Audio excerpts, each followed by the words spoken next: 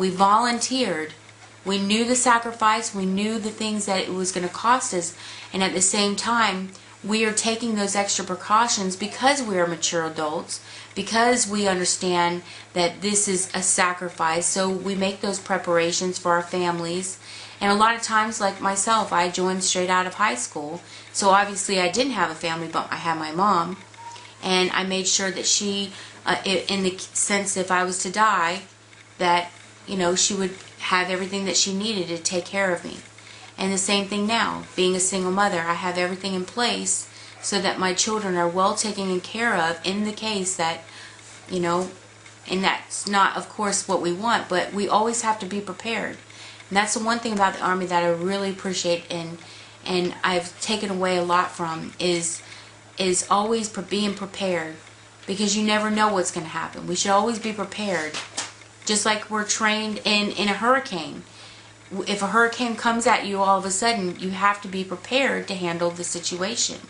But if you're not being prepared, then if the hurricane takes over and then you're left with all this devastation. But the goal is to keep you prepared. The Army does that very well.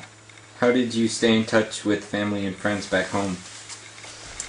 The Army has evolved with technology over the years. As a young private, when I was first in the Army, letters were the only way to communicate with my family and basic training. But as I got further along and I finally got through the training and finally got to the place and the location where I was going to be for the remainder of my career, or for this first start of my career, I got phone calls and I was allowed to talk to my family and learn all the things that they had going on. And it really does wonders when you've been separated from your family for such a long time and you actually finally get to talk to them. It makes everything so much better. You can face any amount of challenge that is given to you because your family is right there supporting you. That's the greatest thing for every soldier, is to have their family support them. As I progressed, obviously, in my career, you get access to a cell phone and you can talk to your family. But the family is the unit that holds the soldier together. Without that family unit strong, the soldier cannot be strong. And that's why there's more and more training for soldiers and their families, because the families are part of the Army.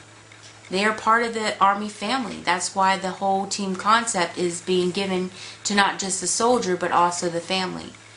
And as the family understands their role and understands how crucial they are in maintaining good order and discipline back here at home while the soldier is deployed, then things go very well. And it's not just while they're deployed. You know, since, you know, Obama's really talked about bringing soldiers back home, the key elements we got to take away from that is getting back to the concept of everybody taking care of each other.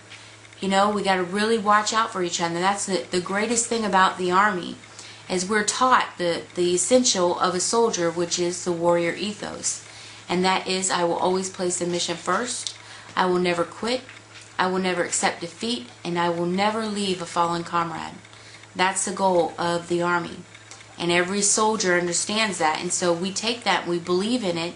And because we believe in it, we do it. When I first returned home, the main thing that I was focused on was getting me some fast food. When you're in a foreign country, their food is not always very sanitary. So, you know, if you eat anything on the outside, it's the way they prepare things is a lot differently. And especially in Saudi Arabia, it's not very clean where we were. So, we had to learn to be clean and to eat things good and to make sure that our hands were washed and things like that. Oh my God, what am I saying? Shut up, Michelle. Okay, back to what I was saying. When I first returned home, I really wanted, more than anything, was fast food. And I think every soldier will agree with me when they first return back home, is to find the first thing you can. And it's usually in the airports where you find these things. Waffle and chicken. Yes, you want your first set of fast food, and it will go down so quickly and great. So I think that's really the focus, is reintegration. When you come back home, you're getting back to the sights and the sounds and the smells of home. And it's really, really important when soldiers come back home that they're not only honored, and we see a lot of that in the airports. Every airport has been really, really well at making sure soldiers are honored as soon as they come off that plane. And it makes the soldier feel really good. You know, hey, I see that the American people appreciate my hard work and my sacrifice. But even with all that, the most crucial part of any soldier coming home is their family, helping them, saying, you know, I'm so glad you're back home, and thank you. I really appreciate what you did for me and my family, and just you've honored us well. You made us so proud. And that's the heart of coming back home, is your family.